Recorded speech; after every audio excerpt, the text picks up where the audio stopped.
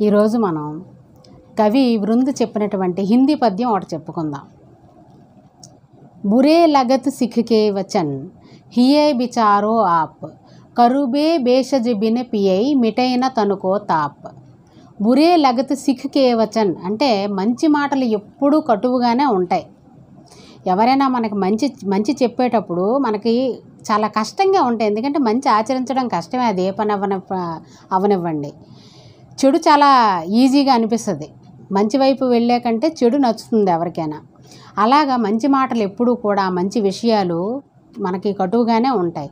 Example ఏంటంటే, బురే లగత్ Sikh కే వచన్ హియే బిచారో ఆప్ కరుబే బేషజ్ bin పియై మిటైన తనుకో తాప్. మనకి అనారోగ్యంతో ఉండేటప్పుడు, ఒక భయంకరమైన వ్యాధి పీడిస్తున్నప్పుడు దానికి తీసుకున్నటువంటి ఔషధం ఎలా ఉంటుంది? చేదుగా ఉంటుంది కదా.